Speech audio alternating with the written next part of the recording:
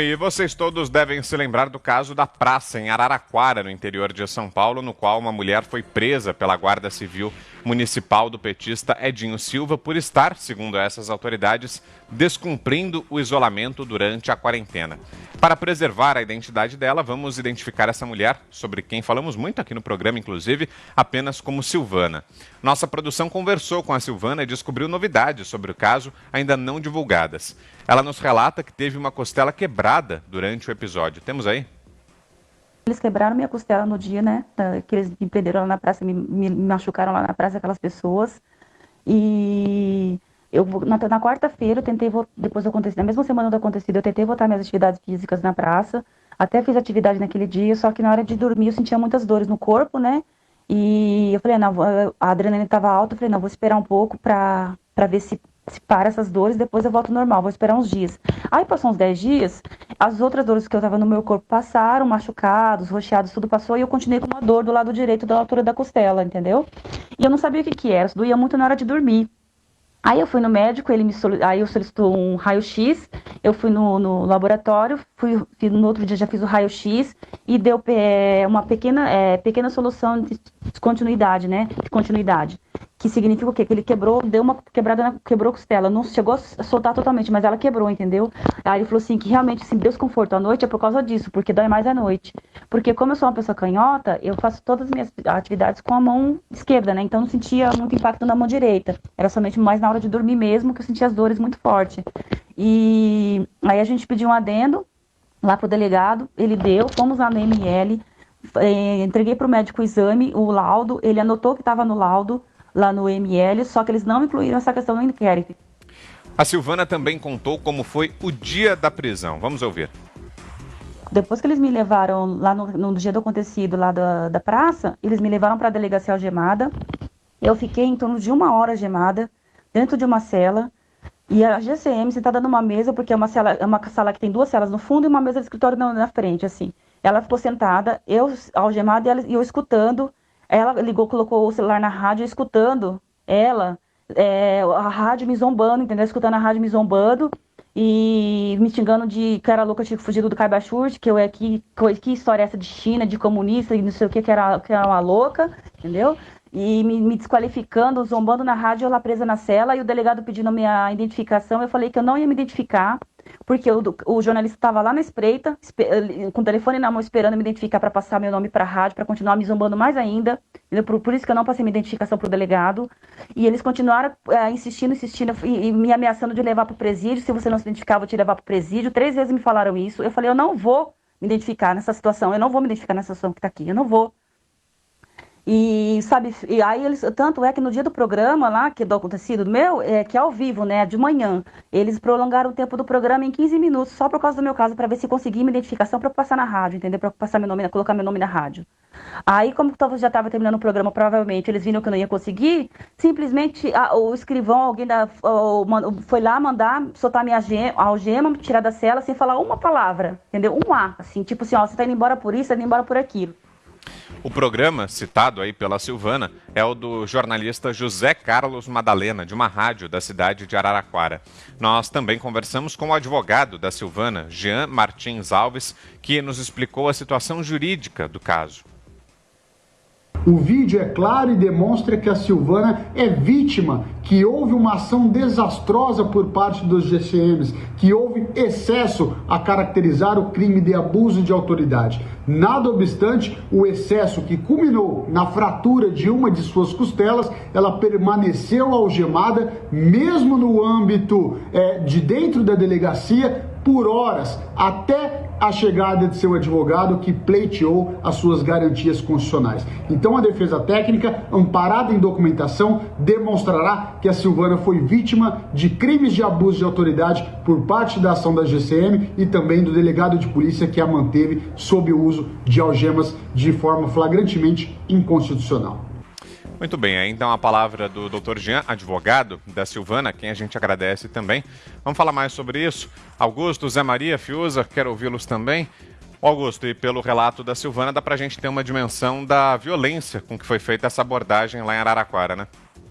Bom, está comprovada agora a cumplicidade do promotor de Justiça que pediu o arquivamento do caso, dizendo que não aconteceu nada demais, ele só não mandou prender a Silvana porque isso já iria um pouco além do tolerável, né?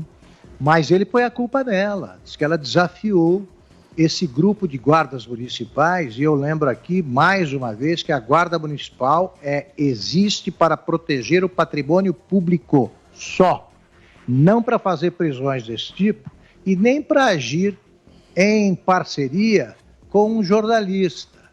Esse jornalista, né, não merece esse nome, mas se apresenta como tal. É jornalista o cara que aborda pela primeira vez, faz a primeira abordagem a Silvana. Por que você está aqui? O que está fazendo aqui na praça? O cara é jornalista andando ali com guardas municipais, que aí começam o espetáculo da brutalidade, né? da força dispensável, não era necessário fazer isso. Quanto a isso, essa Araraquara fica perto da minha cidade, Taquaritinga, né? Eu conheço há muito tempo, assim, de passagem, esse vigarista que atende pelo nome de Madalena, né? Esse aí recebe mesada do prefeito de plantão, é um sabujo, né, que é capaz de tentar transformar em culpado uma mulher que foi agredida dessa forma. Então, por quê? Porque ele precisa agradar ao prefeito Edinho Silva, que é do PT, foi ministro da Dilma, que está envolvido numa malandragem, numa bandalheira bilionária, envolvendo a compra de respiradores, e agora vai se descobrindo que existem ramificações da bandalheira que houve em Araraquara, que atingem o tal consórcio do Nordeste, que reúne estados, aí, a maioria dos quais governados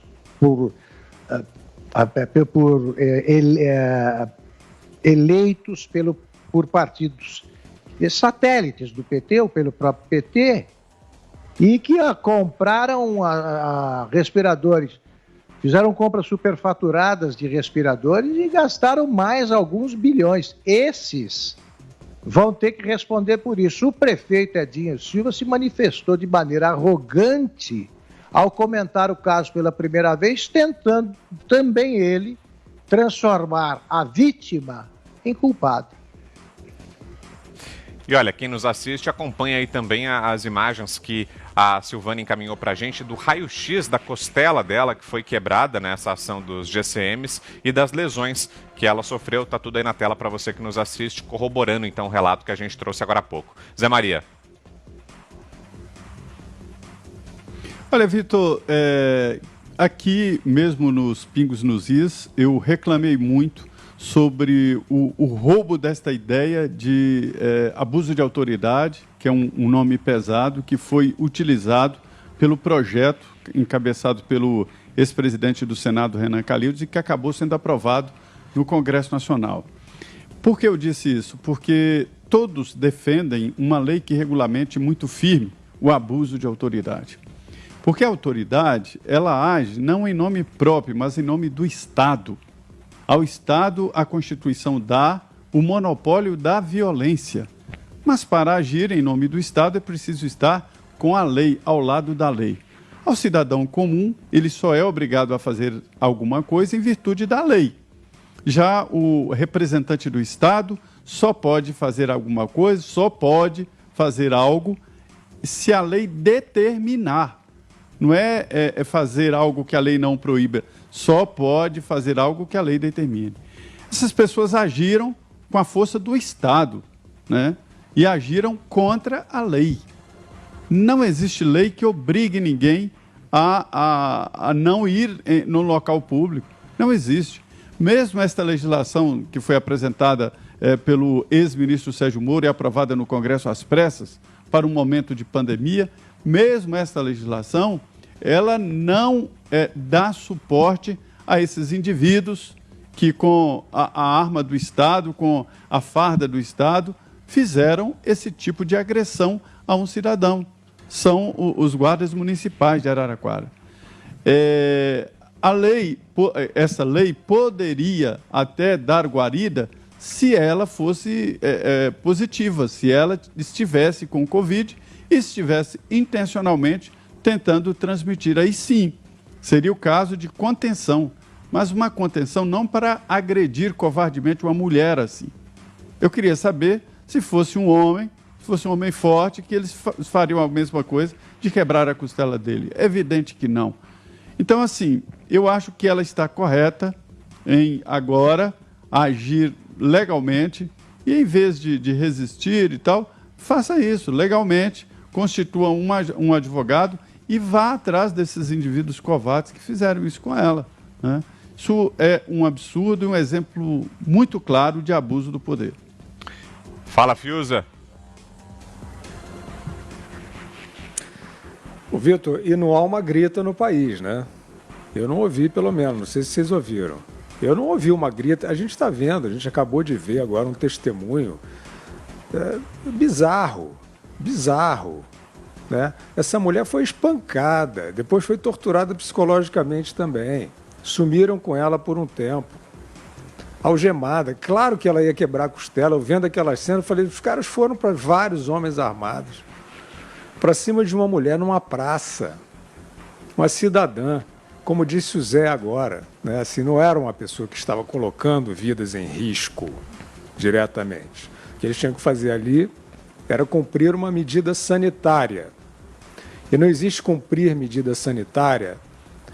A medida sanitária não é licença para boçalidade da força do Estado. Então, essa cidadã, como várias outras, eu digo, Vitor, isso é uma indignação legítima, eu não estou fazendo proselitismo aqui, não. Eu fico chocado com a quantidade de gente, de ONGs, de defensores habituais de direitos humanos para causas que às vezes nem parecem fidedignas em relação ao que está sendo alegado, medo da ditadura que está chegando, do fascismo. Onde estão as feministas? Onde estão os humanistas habituais das ONGs? Eu realmente fico chocado. Para mim, assim, nesse momento, diante de um quadro como esse, de um episódio como esse, eu acho que essas pessoas não estão falando a verdade quando elas defendem direitos humanos. Senão elas teria que haver uma grita, não só em relação a esse caso, mas esse talvez seja o mais visível. Então, o caso da Silvana mostra, e o Zé Maria tem razão quando ele acha que o enfrentamento à epidemia no Brasil precisa de uma coordenação nacional. Agora, nesse particular, envolvendo dados, né, da pandemia, envolvendo compras, envolvendo repressão, isso foi a caneta do STF, que deu poderes mágicos. E tanto que cada gestor fez do seu jeito, né? Tinha o Witzel, tinha o Sub-Witzel, lá em Niterói, que barbarizou também pior do que o Witzel. Arrastou mulheres que estavam andando pelo calçadão de Icaraí, a linda praia de Icaraí. Cena de ditadura. O pessoal que fica com esse fetiche aí de ditadura, fascismo está chegando. Ninguém falou nada. Estavam onde? Na quarentena VIP? Eu não sei onde estavam. As pessoas preocupadas com as vidas. Hélder Barbalho, no Pará, né, em cenas de filme B, de ditadura, de quinta categoria, né, afirmando que iam prender, né, e essas afirmações, essas bravatas desses tiranetes foram feitas aí em público e eu não vi ninguém gritar, dizer, e a democracia? Então, eles cumpriram. Eles foram lá e desceram o sarrafo na população, sob pretexto de cumprir medida sanitária, o que não é defensável em lugar nenhum. Eu espero, Vitor, que o depoimento da Silvana, mostrado aqui exclusivamente pela Jovem Pan, pelos Pingos nos Is, seja um marco, né, que ele demarque a tolerância que não é mais possível com arroubos, porque você não tem a dúvida de que esses tiranetes vão tentar continuar, se eles não forem derrubados e presos, a exercer esse autoritarismo sobre a população. Você não tem a dúvida disso.